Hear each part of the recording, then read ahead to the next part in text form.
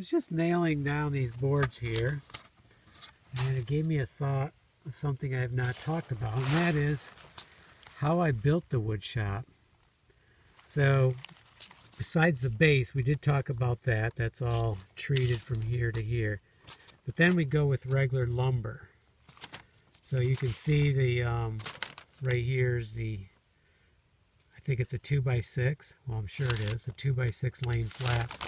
And then we have our 2x6 studs with 6 inches of insulation. Now, really, the 2x6s are not full 2x6s because this is the normal lumber of today, not the old rough cut. In hindsight, maybe I should have built it with rough cut, but I didn't. At the time, I used the regular planed off rounded edges and everything. Now, the unique part is on the house, which we can't really see from here very good, we had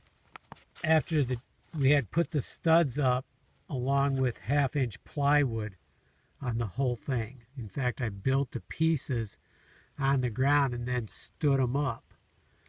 Big sheets, I think they're 8 to 10 feet wide, 8 feet tall.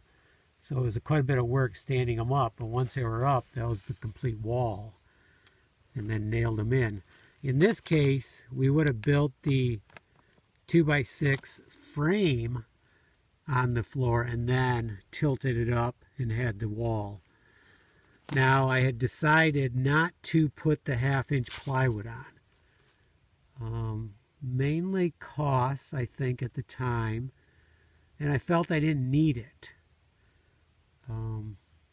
Structurally, I felt that I was still going to be strong enough. I was doing pine siding on the inside, and I ended up doing hemlock tongue and groove on the, pine tongue and groove on the outside, hemlock tongue and groove on the inside. And that gives you a lot of support. It wasn't really sheetrock or anything like you do on a house. So in this case, you can see the house wrap is very important because it is the only barrier between the siding, the outside, and the insulation. So it's very important that this house wrap does not let moisture in. It does let moisture out, and that's all in how they do the holes. If you feel it, on the one side, on the side towards the house or inside, it's smooth. On this side, you can feel little dimples, and that's because they do a slight prick, I think, is what they do. Dimples it, so it's easier for moisture to get out, and they're such a size that they allow that, but yet difficult to get in. I don't know, it seems like it could go both ways, but the way they're made, I guess it just doesn't. So as long as the house wrap is intact, it should work. Now in this case, I actually dented it a little bit here, but it'll be okay. If you're really worried, you could duct tape that, but I'm not that concerned. We are going to have the splash guard on here because the problem is pine is great for siding. It really is. In this case, I had used a solid stain which has faded and come off, but we're going to prime and paint it now. I kind of feel bad about losing that look, but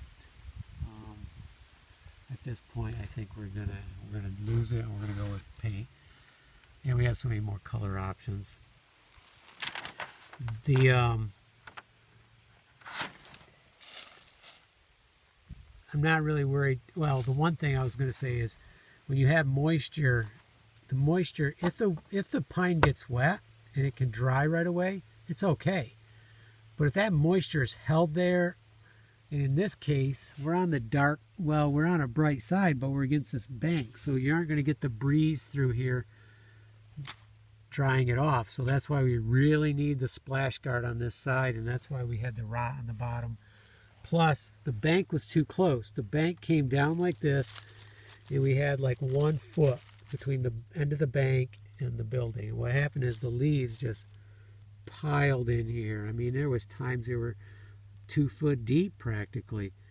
And the problem is, you'd say, okay, I can keep it cleaned out, but the reality is, the rest of life takes over, and pretty soon you forget it, and it's winter, and then there's snow on it, and then the moisture's trapped there, and then it's spring, and you're out doing other stuff, and the moisture's there. So the splash guard will help.